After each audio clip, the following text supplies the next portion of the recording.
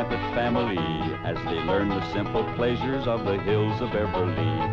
That includes the products of your sponsor of the week, the cereals of Kellogg's, Kellogg's of Battle Creek. K-E-double-L-O double good Kellogg's, best to you.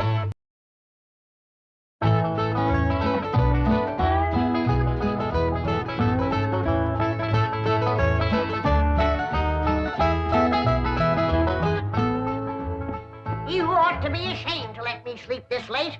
My half the day is gone as pretty near sunup. Land sakes alive, I ain't stayed abed this late in 72 years. Morning, Granny. Now, Jethro, don't you yell at me. I'm going to get breakfast just as soon as I can. Ma's done give us breakfast already, Granny. And now she's got us cleaning the house from top to bottom. How come no one woke me? Well, she says we ain't supposed to wake you. That's how come she shut off your alarm clock. So Pearl done it. I'm sorry I took it out on you, Clock. Jethro, your ma says bring you this bucket of suds. Oh, morning, Granny. How's your rheumatiz? What rheumatiz? Pearl says you was having some twinges last night. That's how come she put a little Mountain Dew into your squirrel soup. Pearl spiked my soup? Yeah, she figured it would help you to sleep. And you was liking it, too, Granny. You kept asking for another slug of soup. Well, that's because I couldn't believe that Pearl could make such good soup. Granny, what are you doing up? Ain't Pearl said I was to give you your breakfast in bed. Beds is for sleeping, not eating. Well, ain't Pearl said a body had to be waited on and took care of when it gets to be your age? My age? Well, I'm in the prime of life. And you tell your Aunt Pearl that... Never mind, I'll tell her myself. Nah, don't get riled up at Pearl. I reckon she's just trying to be helpful. She's about as helpful as an alligator in a swimming hole. I'd rather be caught twixt a pair of scrapping bobcats than two women trying to run the same house. Granny, I was just fetching this up to your room. Ma figured you probably want to sit and rock a spell when you was feeling strong enough to get out of bed. Jeffrey, you take that back outside. And while you're at it, you fetch some flowers for your ma's sick room. Ma ain't sick. She ain't met up with me yet. Where is she? In the kitchen doing the ironing. Ironing? I ain't done the washing yet. Ma done that while you was still in bed. All by herself? Oh, no. She had all of us helping. Ma gets a kick out of running things. She's gonna get a kick that she ain't looking for. I want to boot her so hard that every time she sets down, she'll leave my footprints. Sakes alive. With all these newfangled gadgets, work around here is just plain. Where you going with that, Jeffrey? Outside. I told you to take it up to Granny's bedroom.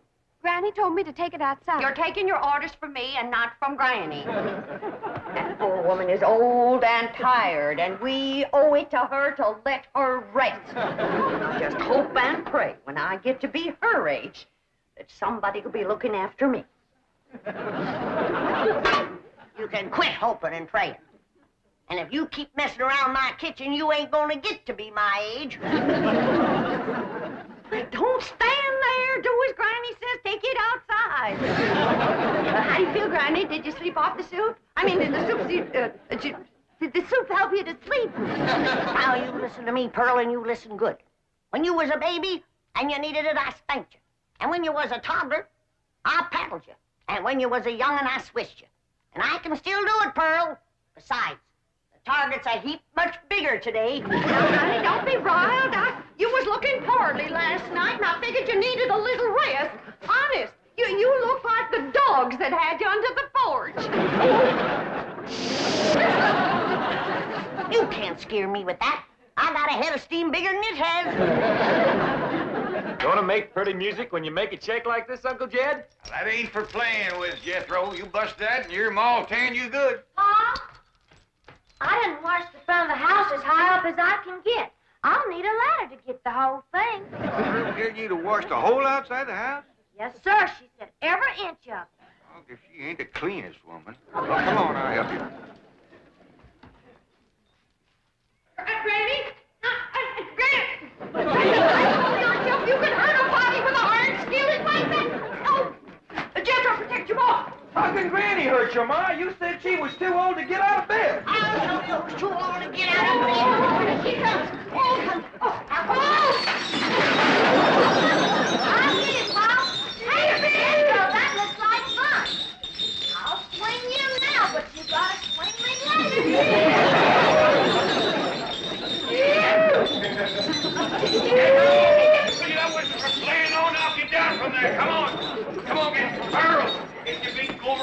boy off the chandelier. I'll get him off there if you get Granny off of me. Granny! You see him? He tried to kill me. That's enough, Dennis. It's gone far enough. All of you. Now, Jethro's gone to fetch the truck around, and we's all going for a nice long drive and cool off some of the tempers in his family. Ain't Pearl? Ain't Cousin Jethrina coming? Oh, no, honey. She wants to practice her singing.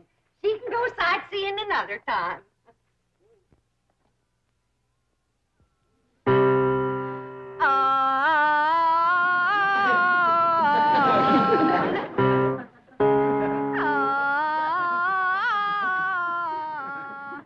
Listen to that. You ought to be ashamed of yourself running off and leaving a child that sick. Jethrina ain't sick, she's singing. Well, she's singing sick. For your information, my daughter's training for the stage. Well, now, that's one thing she can do, drive a stage. This snapping and backbiting twixt you two has got to stop. Quick as Jethro gets here with the truck, we're going to take a nice long drive and show Pearl some amazing sights. She ain't never gonna see no more amazing sights than she sees every morning when she looks in the mirror. I wouldn't talk if I was you. Looky, Pop. Yonder comes a truck and there's nobody a-driving it.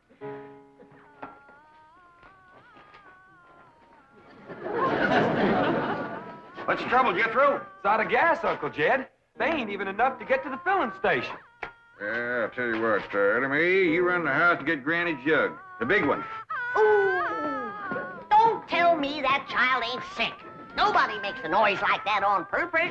You're going to be sorry you said them things when Jethrina commences singing with a big orchestra like Rudy Valley. Who? Rudy Valley and his Connecticut Yankees. Did you hear that, Jed? Your traitor cousin Pearl is letting her daughter desert to the Yankees.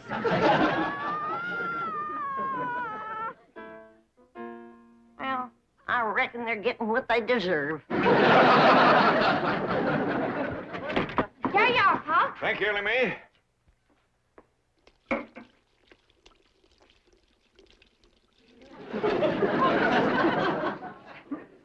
Now, Jethro, see if that'll start. Okay, Uncle Jed. Jethro and me's gonna get gas. We'll be right back.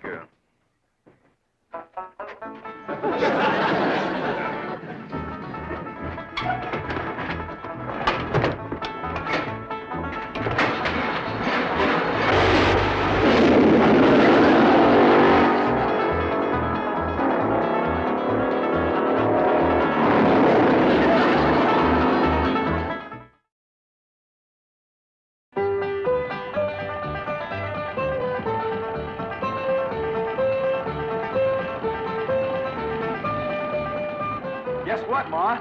They tell me at school there's lots of movie stars live on this street.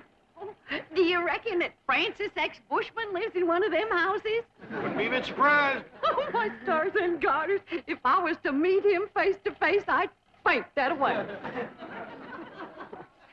So would he. What'd she say, Ellie? Well, she said, Look at that big house down there. I bet you the movie star lives in that one. Oh, Jethro, drive up the driveway, and I'll go to the door and ask for directions. Directions to where, Ma? Directions to the next corner. Who cares? You didn't stop. I know how to get to the next corner. Now we passed it.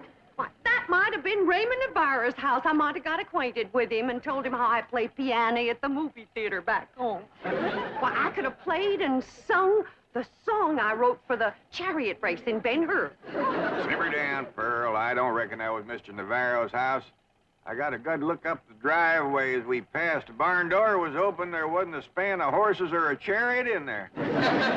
Well, slow down anyway, Jethro. Land sakes, if I was to see Rod LaRock or John Gilbert or Hoot Gibson, why, I wouldn't even have time to ask for their autograph. Some women is just plain man crazy. What'd she say, Ellie? well, she said Let's some drive women... down to the business part of town, Jethro, and show Pearl some of the beautiful buildings and stores they got there. Okay, Uncle Jed. Tell your Aunt Pearl not to fret. They's men there, too. Ain't Pearl. Granny said... Never mind, Allie. Drive on, Jethro. I think we'll see some movie stars down there.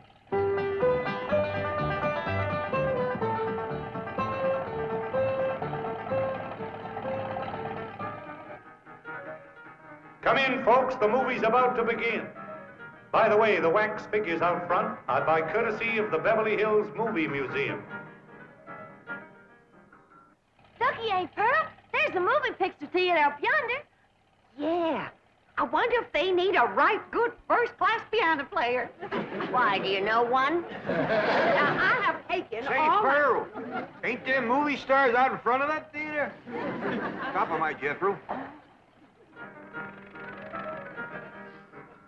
I can't believe it. It's Douglas Fairbanks, Rudolph Valentino, and William S. Hart. I have never seen one woman as man crazy and movie star crazy as William S. Hart. Let me off of here. Jethro, drive on before we embarrass them poor fellers. Bill, honey, you're my hero. Yoo-hoo, yoo-hoo, bang, bang.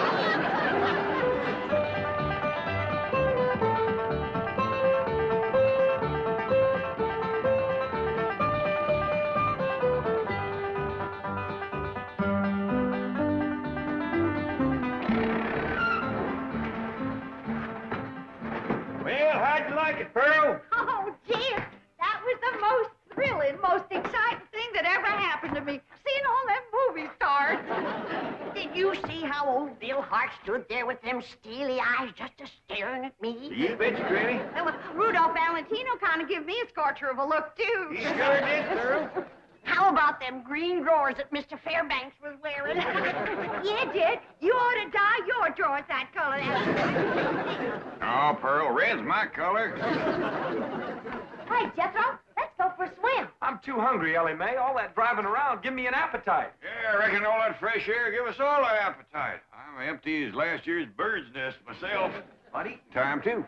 I reckon I got time for a little friend before Biddle. Hurry up, Ellie Mae. I could eat a horse. Well, just everybody relax. I'll have victuals a cooking for you can say Jack Robinson. Jack Robinson. And you stay out of my kitchen. I believe that kitchen happens to belong to my cousin Jake. Well, I's a granny, and grannies is closer than cousins. Not when the granny's on the wife's side. I got clamped blood in my veins. You want to keep it there, you stay out of my kitchen. Hey, Uncle Jed, come on back. There's going to be a fight. I don't fight nobody twice my age. There ain't nobody twice your age. I happen to be on the sunny side of 45. Well, then move into the shade. You're drying up something awful. Now, hold on. Who's closer related to you, Jed? Her or me? I is, 'cause I's a granny. You're a mother-in-law. I'm blood cousin. You're gonna be... Oh, no, I reckon you're both just as close related to me as folks can be, 'cause I love you both equal. And it'd pleasure me if you'd shake hands. And come out fighting. Bro. Come on now, shake hands. Granny, you start it off. Come on. Now, shake hands. Come on, Granny, shake hands with Pearl. Hey, now, Granny, say something nice to Pearl. Go on, say something nice. Pearl? I never did see anything prettier than the weather is today. Now, Granny. Well, that was friendly. Well, say something nice and friendly about Pearl. Don't force her, Jed. Hey, Forstner, she's just trying to think up something extra special nice now, ain't you, Granny? Yeah, and it ain't easy. See? Oh, Pearl. She's always bragging on you. How pretty you are, or what, a nice figure you got?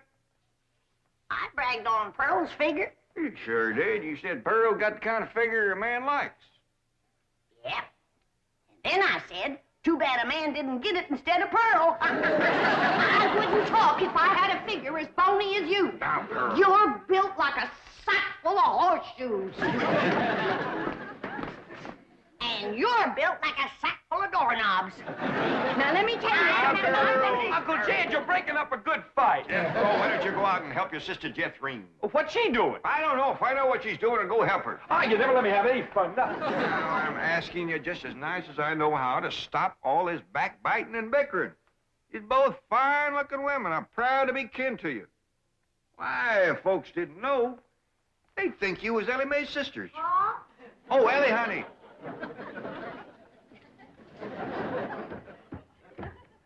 why don't you take these two pretty girls swimming down to the cement pond? That ought to cool them off. In the dead of winter? Oh, the water stays warm all year round, ain't Pearl? Yeah, it must be fed by some kind of hot mineral springs or something.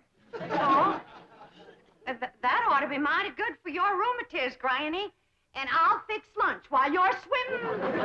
I told you to stay out of my kitchen. And I told you that... Now, that's enough. And I hear one more word spoken in anger out of either one of you, dogged if I ain't gonna take a switch to you. Ain't Pearl, Granny ain't too fond of swimming, but I'd be mighty proud if you'd go with me. Ah, that's a mighty sweet invite, Ellie Mae. Earl, did you bring some swimming clothes? Yeah, I did. Well, now, you run along and get into them. But I don't... Come on, put them on. All right, doggies. I bet you Pearl in them swimming clothes has got the figure of a young girl. She better give it back before she stretches it out of shape anymore. I didn't say it in anger. I'm smiling.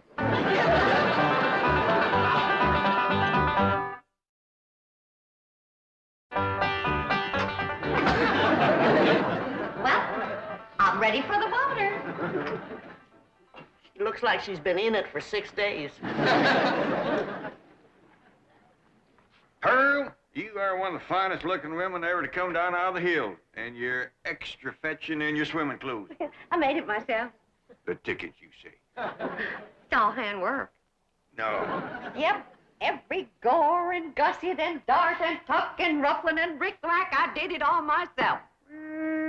Doggy, that's mighty pretty, and so are you, Pearl.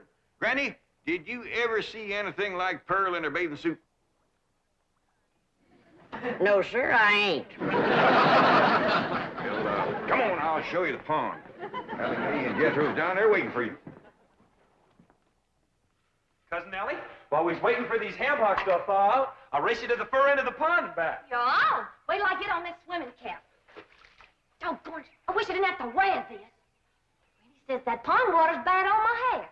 Well, why don't you cut some of that hair off? Hey, that's a dandy idea. Would you do it for me, Jethro? Well, sure. And I could find something to...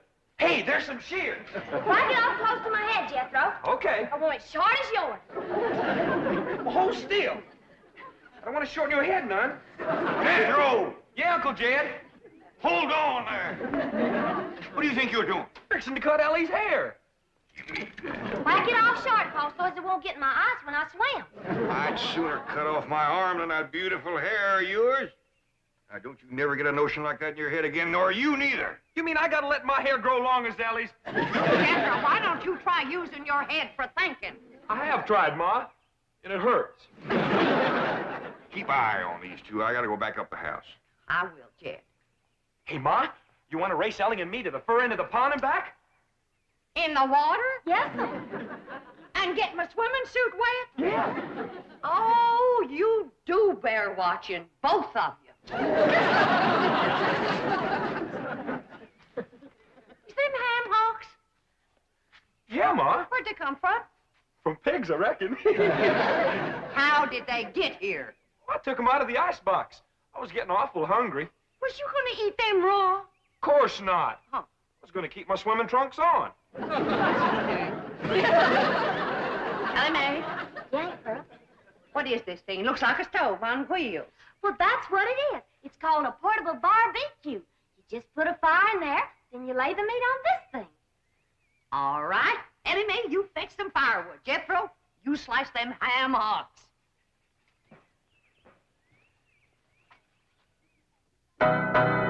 What would you like to hear next, Uncle Jed? Well, can you play Dixie? Why, sure. I sure do like to sing that song. It's right good for dancing, too. Would you do a jig? Well, if the music happens to get down around my feet, I might just cut loose and stomp a spell. Better take my coat off just in case it does.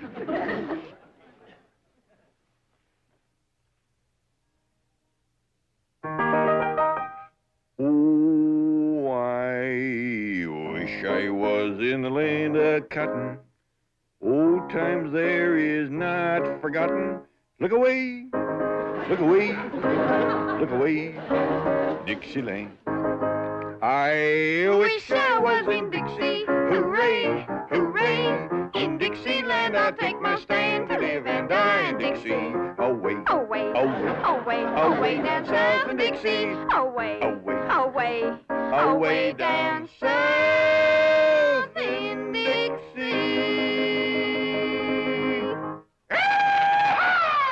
I wish I was in Dixie, away from Pearl. In Dixieland, I'll take my stand away from a cousin of Pearl.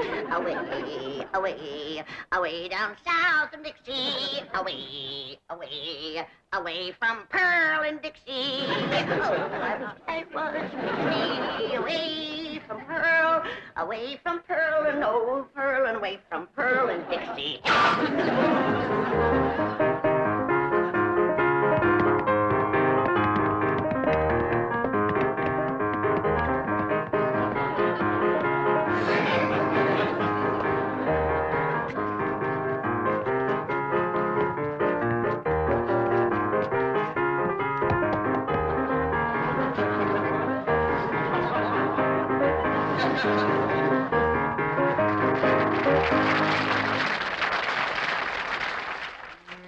Boy, ain't nothing smells as good as hammer cooking, Ma. That's the truth. Wait till Jeffreen gets a whiff of this. Ham is her favorite. Mine too, Ma. Come on, hurry up. Catherine, what is that delicious smell I'm a-smelling?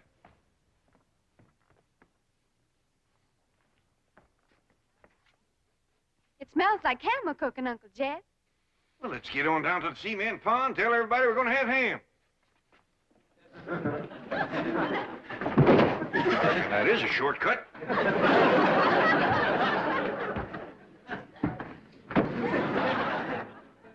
When the family tastes these riddles, they ain't never gonna let Pearl near the kitchen again.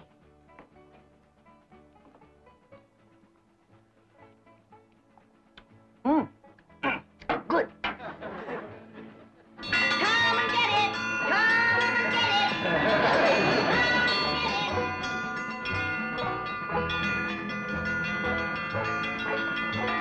Come on, everybody, victuals on! Land sakes, they're all so hungry they can't get up.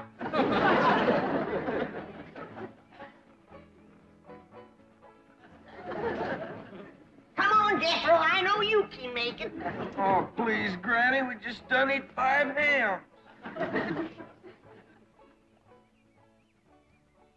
Dad, Granny, them little hams is the best you ever cooked. I didn't cook no hams. I cooked them, Granny. How'd you get in my kitchen without me seeing you? I cooked them on this here stove with wheels. Ma can cook anywhere. Well, let's see her cook where I'm gonna Don't put do it, Granny.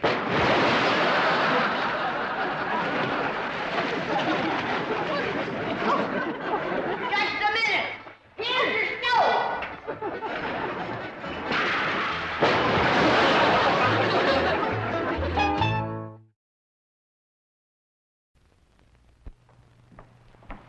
Ellie? Oh, morning, Paul. I'm fixing you some breakfast. Ooh, don't do that. But, Paul, this here's Kellogg's cornflakes. You like the good corn taste of these here cornflakes? Yeah, but you mustn't give them to me. We already got 2 women in this house fighting over who's in charge of the food. We can't have 3. Looks mighty good. Ain't nobody makes a better eating cereal than that there. Well, just this once. A Kellogg's Good Morning, the best to you each morning. K-E-double-L-O double good, Kellogg's best to you. The Beverly Hillbillies has been presented by Kellogg's Corn Flakes.